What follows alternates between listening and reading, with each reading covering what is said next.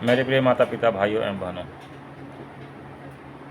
आज हम धर्मांतरण का जो मुद्दा देश में बहुत ज़ोर शोर से चल रहा है, उस मुद्दे पर हम बात करेंगे।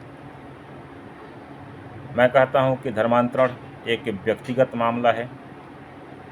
कोई भी किसी व्यक्ति का ठेकेदार न बने, क्योंकि हर एक व्यक्ति का अपना देह प्राण आत्मा है और हर एक व्यक्ति को अपने देह प्राण आत्मा को किस ओर ले जाना है वो उसका स्वयं का निर्णय होता है और यह उसका अधिकार है।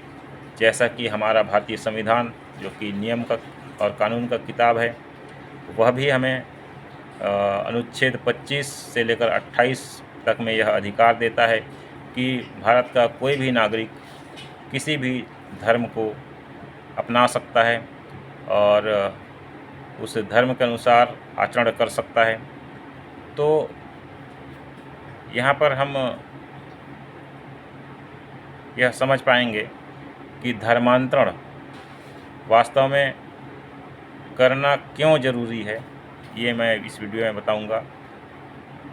धर्मांतरण कितना ज़रूरी है, धर्मांतरण करना आवश्यक क्यों है, यह जानने के लिए हमको सत्य को जानना पड़ेगा।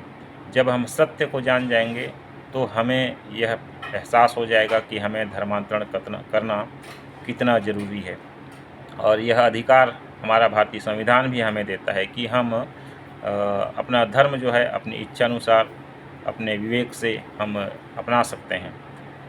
तो इस समय जो धर्मांतरण का मुद्दा हमारे देश में चल रहा है, वह कुछ खास धर्म के ठेकेदारों के द्वारा यह मुद्दा चलाया जा रहा है, जानबूझकर कि धर्मांतरण ज़बरदस्ती किया जा रहा है, धर्मांतरण ज़बरदस्ती किया जा रहा है।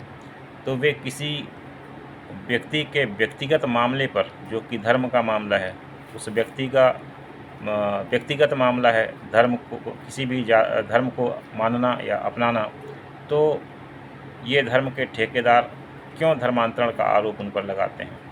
और जो लोग उस स्थान पर, जिसे चर्च कहते हैं, वहाँ पर जब लोग जाते हैं और उनके समस्याओं का समाधान वास्तव में हो जाता है और वे अपनी इच्छा से जब उस ईश्वर को, जिस ईश्वर की आराधना और महिमा उस चर्च में की जाती है, उसको मानना शुरू करते हैं, वहाँ जाना शुरू करते हैं, तो उसे ज़बरदस्ती धर्मांतरण का उस पर आरोप लगाया जाता है और पास्टर और पोप के ऊपर जो है धर्मांतरण का आरोप लगाया जाता है। जबकि यह अधिकार नियम और कानून और संविधान के द्वारा प्राप्त है कि कोई भी व्यक्ति अपनी स्वेच्छा से किसी भी धर्म को अपना सकता है। तो ये जो विशेष धर्म और जाति के लोग हैं, वो क्यों किसी व्यक्ति के व्यक्तिगत मामले में अपना टांग अड़ाते हैं। तो आज हम इसी बातों को समझेंगे। तो धर्मांतरण वास्तव में ज़रूरी इसलिए है कि जब हम सत्य को जान जाएंगे तो हम सत्य की ओर अवश्य जाएंगे, क्योंकि हमारी देह प्राण आत्मा है। हमें अपने देह को, प्राण और आत्मा को किस ओर ले जाना है, ये हमारी स्वयं की इच्छा है, ये हमारा स्वयं का फैसला होना चाहिए। और इस फैसले पर कोई भी जाति या धर्म का ठेकेदार हमारे व्यक्तिगत मामले में जो है व्यवधान नहीं डाल सकता।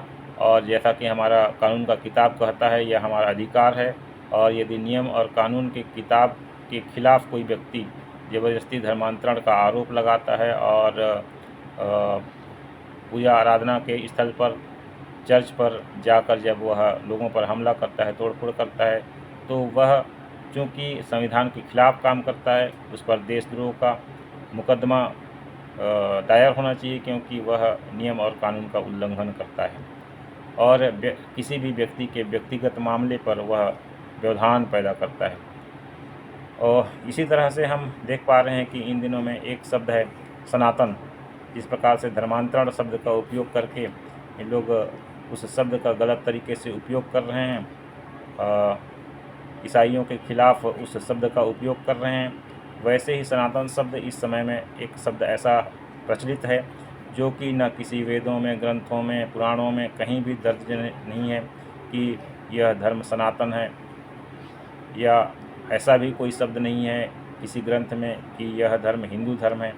इसे ज़बरदस्ती इन दिनों में इन शब्दों का उपयोग करके लोगों पर मनोवैज्ञानिक रूप से अपनी ओर करने के लिए, अपनी ओर सम्मिलित करने के लिए लोगों के मनों पर मनोवैज्ञानिक असर डाला जा रहा है।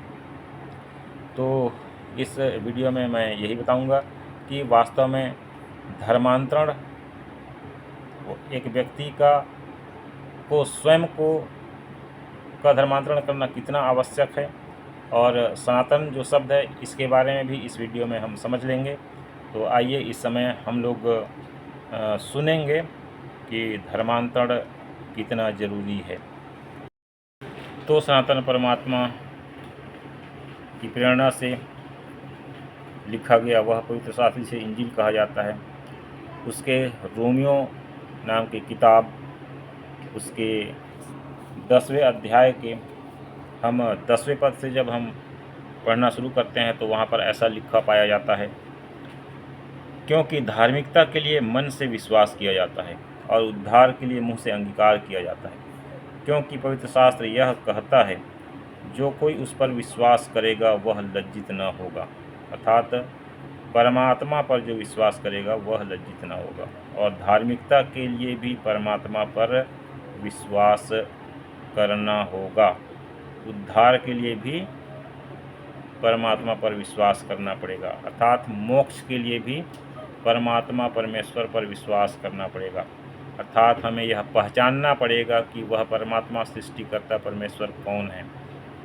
क्या हम यूं ही किसी भी दुष्ट आत्माओं को या किसी भी अन्य देवी देवताओं को मान रहे हैं? ऐसा तो नहीं है। हमें जांचना होगा, परखना होगा। जिस प्रकार से हम जब एक किलो टमाटर भी लेने जाते हैं तब हम परखते हैं, जांचते हैं और हम 1 किलो टमाटर खरीदते हैं। तो जब जहाँ पर हमारी देह प्राण आत्मा की बात आए तो क्या हम वहाँ पर अपने ईश्वर सृष्टिकर्ता परमेश्वर की हम जांच नहीं करेंगे? अवश्य करना चाहिए। तो यहाँ पर लिखा हुआ है, यहूदियों और यूनानियों अर्थात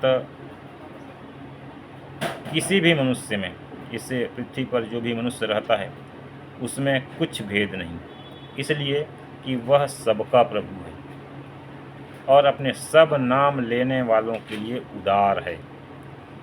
इसीलिए जब कोई भी व्यक्ति उस चर्च में जाता है जहाँ पर सच्चे सृष्टिकर्ता परमेश्वर की महिमा और आराधना की जाती है, उसके नाम पर किसी व्यक्ति के लिए, किसी बीमार व्यक्ति के लिए प्रार्थना की जाती है, तो परमेश्वर उदारता के साथ उसकी प्रार्थनाओं को सुनता है, अपने भक्तों की प्रार्थनाओं को सुनता है और प्रार्थी के बीमारों को चंगा करता है। यही वजह है कि लोग वहाँ पर जाते हैं, विश्वास करते हैं, क्योंकि उन्हें वहाँ पर जाने के बाद ईश्वरीय शक्ति का अनुभव प्राप्त होता है। फिर हम देखते हैं, क्योंकि जो कोई प्रभु का नाम लेगा वह उद्धार पाएगा। फिर जिस पर उन्होंने विश्वास नहीं किया वे उसका नाम कैसे लें, और जिसके विषय सुना नहीं उस पर कैसे विश्वास करें, और प्रचारक बिना कैसे सुनें, और यदि भेजे ना जाएं तो कैसे प्रचार करें। जैसा लिखा है, उनके पांव क्या ही सुहावने हैं जो अच्छी बातों का सुसमाचार सुनाते हैं। अर्थात वह व्यक्ति जो परमात्मा परमेश्वर का सुसमाचार लोगों के पास पहुंचाता है, वह व्यक्ति बहुत ही धन्य है, क्योंकि परमात्मा परमेश्वर उन पर अपनी दया और अनुग्रह बनाए रखेंगे। यही वजह है कि लोग परमात्मा परमेश्वर जो सच्चे सृष्टिकर्ता हैं उनका सुसमाचार लोगों तक पहुंचाते हैं, सत्य का सुसमाचार लोगों तक पहुंचाते हैं, उद्धार का, मोक्ष का सुसमाचार लोगों तक पहुंचाते हैं। क्योंकि वचन में यहाँ पर लिखा हुआ है, विश्वास सुनने से और सुनना मसीह के वचन से होता है। परंतु मैं कहता हूँ, क्या उन्होंने नहीं सुना?